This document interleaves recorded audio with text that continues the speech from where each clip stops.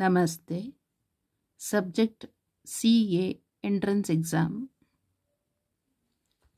Syllabus Paper 3 Business Mathematics, Logical Reasoning and Statistics. One paper, 2 hours, 100 marks. Chapter 1 Ratio and Proportion, Indices, Logarithms. Question Bank 1A Multiple choice questions. Select the correct option out of the 4 given options. Problem number 16. The number which when subtracted from each of the terms of the ratio 9:31, reducing it to 1:4 is option A 15, option B 5, option C 1, option D none of these.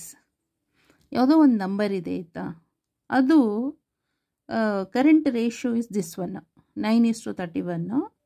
ಅದನ್ನು subtract ಮಾಡುತ್ತೆ ಈ number 9 - x 31 - x ಅಂತ. ಅಂದರೆ X ಅನ್ನೋದು unknown number.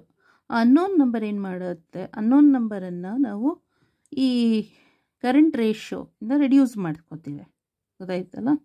ಆಗ reduce ಮಾಡಿದಾಗ ಬರೋ result ಏನು ಅಂದರೆ 1:4 ಇರುತ್ತೆ. ಆ ನಂಬರ್ ಅನ್ನೋನ್ ನಂಬರ್ ಯಾವುದು ಅಂತ ಫೈಂಡ್ ಔಟ್ ಮಾಡಬೇಕು. ಈಗ ಒಂದು ಅನ್ನೋನ್ ನಂಬರ್ ಇದೆ, ಅನ್ನೋನ್ ನಂಬರನ್ನು ನಾವು ಈ ಕರೆಂಟ್ ರೇಷಿಯೋಯಿಂದ ರೆಡ್ಯೂಸ್ ಮಾಡ್ತೇವೆ.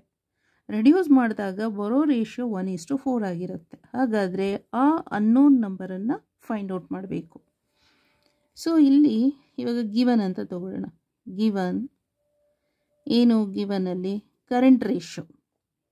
ಸೊ ಕರೆಂಟ್ ರೇಷಿಯೋ ಈಗ ಸದ್ಯಕ್ಕೆ ಇರೋ ರೇಷಿಯೋ ಏನು ಕಾಣ್ತಾ ಇರೋದು ಕಣ್ಣಿಗೆ ಅಂದರೆ 9:31. Okay, 9:31. Reducing it to 1:4. So reducing ratio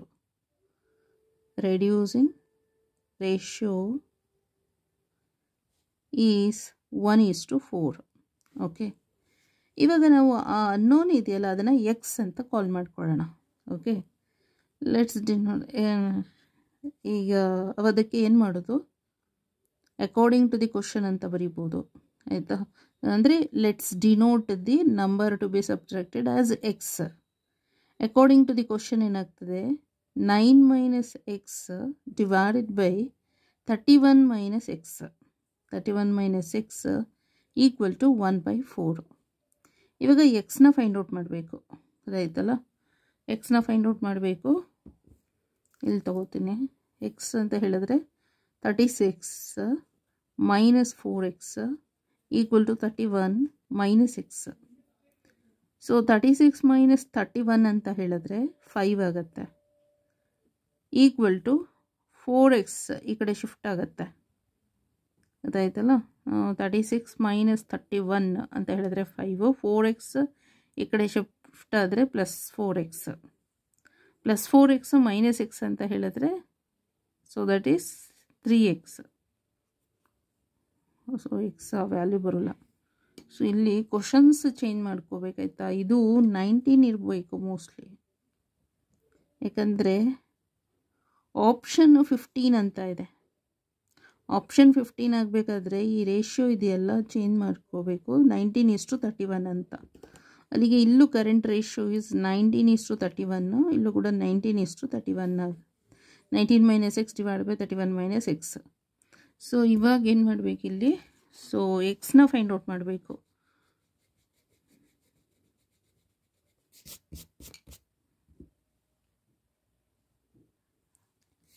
so ಇಲ್ಲಿ 19 4s ಎಷ್ಟು, 19 4s 76.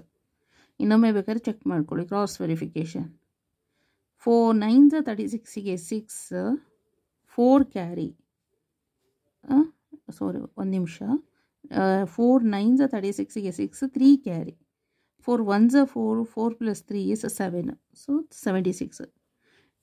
ಇದು ಟೇಬಲ್ಸ್ ಬಂದರೆ ಓಕೆ, ಬರಲಿಲ್ಲ ಅಂತ ಹೇಳಿದ್ರೆ 19 4s 76 ಅಂದರೆ ಓಕೆ. ಗೊತ್ತಾಗಲಿಲ್ಲ ಅಂದರೆ 4 9s 36ಗೆ 6, 3 carry, 4 ones are 4, 4 plus 3 is 7.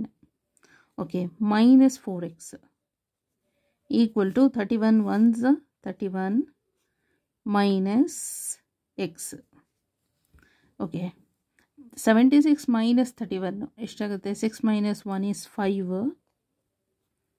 Okay, 6 minus 1 is 5. 7 minus 3 is 4. So 45 ಆಯಿತು.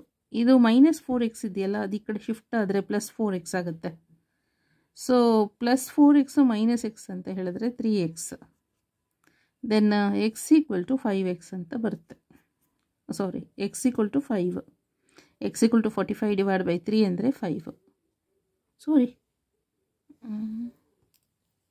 45 ಡಿವೈಡ್ ಬೈ 3 ಅಂತ ಹೇಳಿದ್ರೆ 15. 15 3s are 45. Okay, so x value is 15 ಅಂತ ಬಂತು. So after cross multiplication x value is 15. So ಅಲ್ಲಿಗೆ ಏನು ಮಾಡಬೇಕು? Therefore the number which when subtracted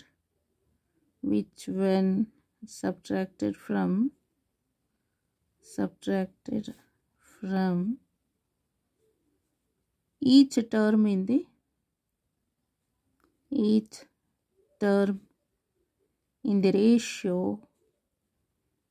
ratio ಎಷ್ಟು 9:31, 9:31, reducing it to